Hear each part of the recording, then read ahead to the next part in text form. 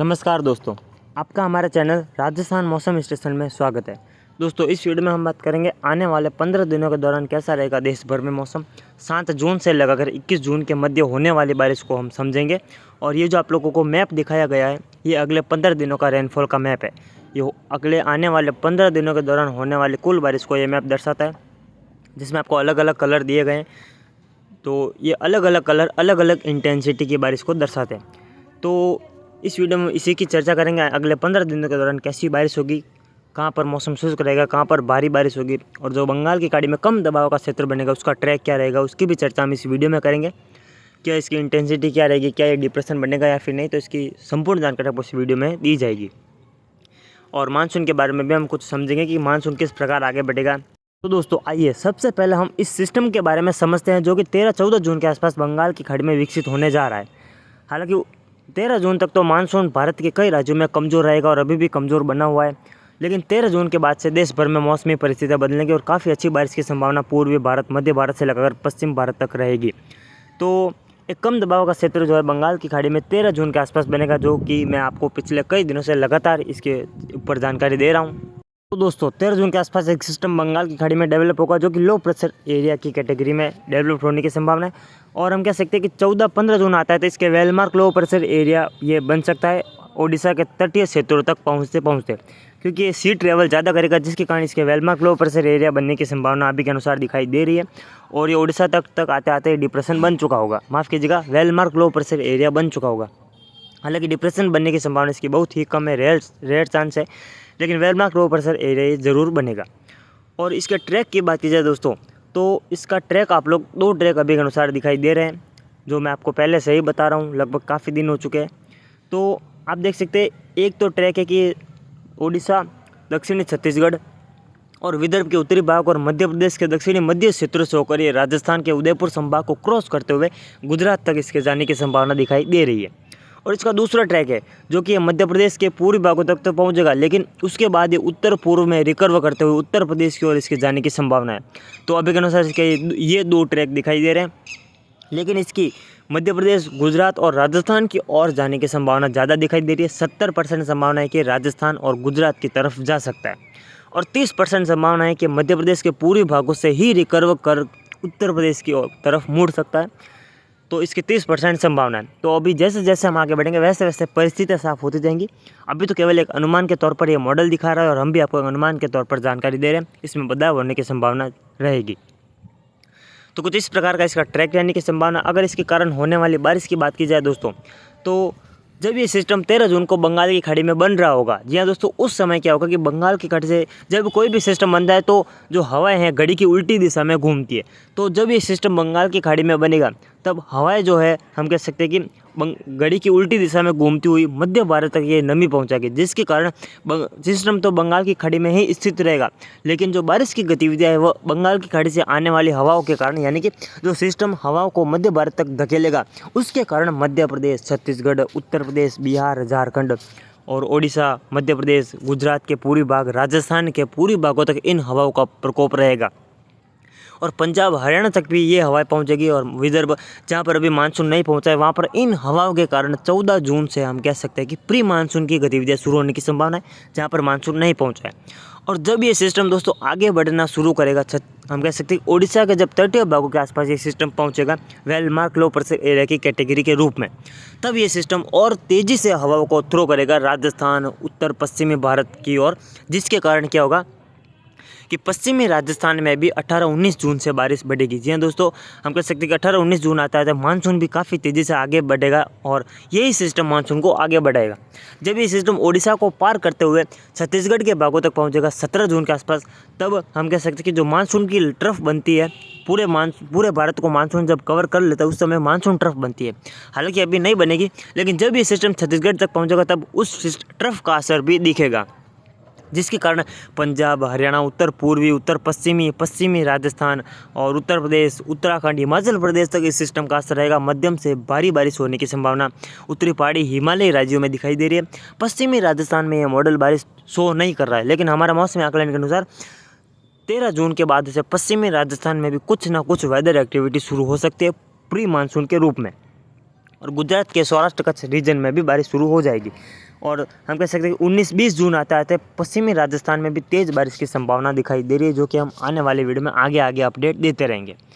तो जब ये सिस्टम छत्तीसगढ़ पर रहेगा दोस्तों, ये वेलमार्क लो प्रेशर की कैटेगरी तक रहेगा, जिसके कारण क्या होगा दोस्तों, इस सिस्टम के दक्षिण पश्चिम में कोई भी सिस्टम हो उसके दक्षिण और पश्चिम में ज़्यादा बारिश होती है उत्तर पूर्वी इलाकों की अपेक्षा। ये मैं आपको पिछले कई दिनों से लगातार बताने की कोशिश कर रहा हूँ, तो मैं क्या कहना चाह रहा हूँ आप लोग समझ गए होंगे। तो जब ये सिस्टम मध्य प्रदेश के पूर्वी भागों पर स्थित रहेगा वेलमार्क लो प्रेशर एरिया के रूप में, उस समय मध्य प्रदेश के अधिकांश भाग, विदर्भ, उत्तरी महाराष्ट्र के हम कह सकते हैं कि लगभग संपूर्ण भाग, और जो तेलंगाना, आंध्र प्रदेश और छत्तीसगढ़, बिहार, झारखंड, उत्तर प्रदेश और हम कह सकते हैं कि पंजाब, हरियाणा तक इस सिस्टम का असर रहेगा। पश्चिमी राजस्थान में भी इसके असर से काफ़ी अच्छी बारिश होगी, हालांकि ये मॉडल प्रिडिक्ट नहीं कर रहा है। गुजरात में भी काफ़ी अच्छी बारिश इस सिस्टम से होने की संभावना दिखाई दे रही है 17 जून के बाद। पूर्वोत्तर भारत में भी काफ़ी अच्छी बारिश होगी। तो दोस्तों आप सोच रहे होंगे कि जब ये सिस्टम मध्य प्रदेश पर रहेगा तो इसके दक्षिण पश्चिम में ज़्यादा बारिश होगी, तो उत्तर पूर्वी यानी कि इसके जो उत्तर पूर्व में जो राज्य जो जिला आते हैं जिसमें उत्तर प्रदेश, बिहार, यहाँ पर ये मॉडल ज़्यादा बारिश क्यों दिखा रहा है, इसके कारण मैं आपको बताऊँ अगर इसका कारण, तो इसका कारण है एक पश्चिमी विक्षोभ। जी हाँ दोस्तों, 17 जून के आसपास एक हल्का मजबूत पश्चिमी विक्षोभ उत्तरी पहाड़ी हिमालय राज्यों में दस्तक देगा। तो इन दोनों सिस्टम के कारण, यानी कि एक पश्चिमी विक्षोभ होगा और दूसरा ये सिस्टम मध्य प्रदेश पर स्थित रहेगा, जिसके कारण इन दोनों के मिलेजुले असर के कारण उत्तरी पहाड़ी हिमालयी राज्यों समेत गंगा के मैदानी क्षेत्रों में भी भारी बारिश होने की संभावना दिखाई दे रही है। राजस्थान, पंजाब, हरियाणा, संपूर्ण उत्तर प्रदेश, संपूर्ण बिहार, तराई वाले क्षेत्र हैं और उत्तरी पहाड़ी हिमालयी राज्य जिसमें जम्मू कश्मीर, लद्दाख, गिलगित बाल्टिस्तान, मुजफ्फराबाद, लद्दाख, उत्तराखंड, यहाँ पर अच्छी बारिश होने की संभावना दिखाई दे रही है 15 जून के बाद से। और जो मानसून ट्रफ का भी कुछ असर रहेगा, जो मैं आपको अभी बता रहा था, जो मानसून ट्रफ भी विकसित होगी, पंजाब से लगाकर जो है बिहार तक रहेगी, तराई वाले क्षेत्रों पर रहेगी। जब ये सिस्टम मध्य प्रदेश तक पहुंचेगा तब मानसून ट्रफ भी दक्षिणायन होगी, जिसके कारण उत्तर प्रदेश, मध्य प्रदेश, छत्तीसगढ़, ओडिशा, झारखंड, बिहार में अच्छी बारिश होने की संभावना है। अगर वहीं राजस्थान की बात करें दोस्तों, तो राजस्थान के जयपुर संभाग, भरतपुर संभाग, बीकानेर संभाग और जोधपुर संभाग के पूर्वी मध्य भाग, पाली संभाग के पूर्वी मध्य भाग, उदयपुर संभाग और हम कह सकते हैं कि सीकर संभाग में अच्छी बारिश होने की संभावना दिखाई दे रही है। हम कह सकते हैं कि लगभग 15 जून के बाद से पूर्वी राजस्थान से बारिश का सिलसिला शुरू होगा और 20-21 जून तक पश्चिमी राजस्थान में भी प्री मानसून की गतिविधियाँ पहुँच सकती है, ऐसा अभी के अनुसार अनुमान है। दोस्तों अब हम इस सिस्टम पर आते हैं। तो दोस्तों जब सिस्टम मध्य प्रदेश के पूर्वी भागों पर स्थित रहेगा तब कई राज्यों में बारिश होगी, जैसा मैंने आपको अभी बताया।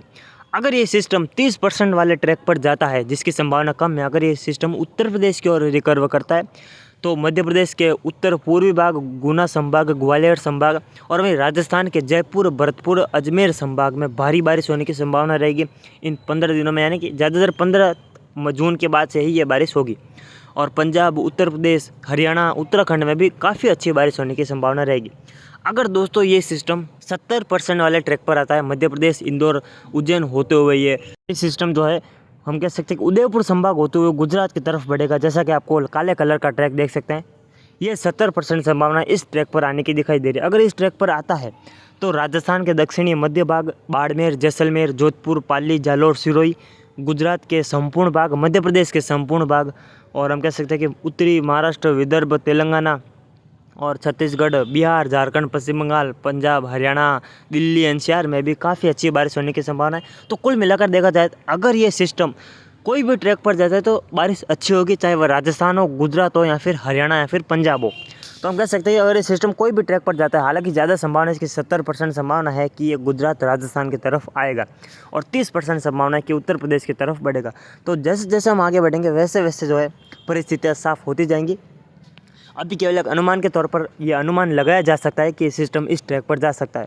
तो अभी के अनुसार जो है 70% संभावना है कि ये राजस्थान और गुजरात की तरफ ये सिस्टम जाएगा। हालांकि ये लॉन्ग रेंज फोरकास्ट है तो इसमें बदलाव होना संभव है। तो दोस्तों कुछ इस प्रकार की बारिश रहेगी आने वाले 15 दिनों के दौरान देश भर में। अगर दोस्तों पश्चिमी घाट की बात करें, पश्चिमी घाट में जो बारिश हो रही है वह मानसून ट्रफ के कारण हो रही है। जो मानसून सर्ज है वह पश्चिमी घाट में सक्रिय है, जिसके कारण क्या होगा, लगभग हम कह सकते हैं, हालांकि अभी सक्रिय नहीं है लेकिन 13 जून के बाद मानसून ट्रफ भी सक्रिय होगी, जिसके कारण तटीय महाराष्ट्र, दक्षिणी गुजरात, कर्नाटक के तटीय भाग, केरल के तटीय भागों में भारी बारिश होने की संभावना दिखाई दे रही है 13 जून के बाद, क्योंकि मानसून सर्ज ही यहाँ पर ये बारिश करेगी। और आंध्र प्रदेश, तमिलनाडु, कर्नाटक और महाराष्ट्र, विदर्भ, तेलंगाना, छत्तीसगढ़, ओडिशा समेत पूर्वोत्तर भारत में झमाझम बारिश जारी रहेगी, जो जब ये सिस्टम मध्य भारत की ओर बढ़ रहा होगा। तो कुछ इस प्रकार रहेगा दोस्तों आने वाले 15 दिनों के दौरान देश भर में मौसम। अगर मानसून पर थोड़ी नज़र डालें तो मानसून अभी तो हम कह सकते हैं कि जहाँ पर बना हुआ था वहीं पर बना हुआ है। मानसून में कोई भी हम कह सकते हैं कि अभी बढ़ोतरी दर्ज नहीं की गई है IMD द्वारा, लेकिन इन 15 दिनों के दौरान यानी कि 19 जून तक मानसून में काफ़ी बढ़ोतरी दर्ज की जाएगी। जी दोस्तों, यही सिस्टम जो बंगाल की खाड़ी में बना 13 जून को बनेगा, यही सिस्टम मानसून को राजस्थान तक पहुंचाएगा। लगभग जो आप लोग लाल कलर की लाइन देख सकते हैं जो कि गुजरात होते हुए राजस्थान के ज़्यादातर भागों को कवर करती हुई पंजाब से गुजर रही है, तो यहाँ तक मानसून पहुँच चुका होगा 19 जून तक, ऐसा अभी के अनुसार अनुमान है। हालांकि जैसे जैसे हम आगे बढ़ेंगे वैसे वैसे परिस्थितियाँ साफ होती जाएंगी। अभी कहना मुश्किल है मानसून के बारे में, लेकिन फिर भी एक अनुमान लगाया जा रहा है कि मानसून यहाँ तक 19 जून तक पहुँच सकता है। हालांकि पश्चिमी राजस्थान में भी बारिश होगी, लेकिन 25-26 जून तक पश्चिमी राजस्थान में भी मानसून की दस्तक हो जाएगी, ऐसा अभी के अनुसार अनुमान है। तो कुछ इस प्रकार मानसून की स्थिति रहेगी। तो दोस्तों, बंगाल की खाड़ी में बनने वाले सिस्टम और मानसून के बारे में हमने विस्तार पूर्वक जो है डिस्कस कर लिया है इस वीडियो में, और 15 दिनों के दौरान टोटल कुल मिलाकर कितनी बारिश होगी संपूर्ण भारत में, इसके बारे में भी हमने डिस्कस कर लिया, चर्चा कर लिया। तो आई होप आपको ये मौसम की जानकारी सटीक लगी होगी। अगर अच्छी लगे तो वीडियो को लाइक, चैनल को सब्सक्राइब जरूर करें, ताकि ऐसी मौसम की सटीक जानकारी आपको लगातार हमारे चैनल पर सबसे पहले मिलती रहे। तो धन्यवाद।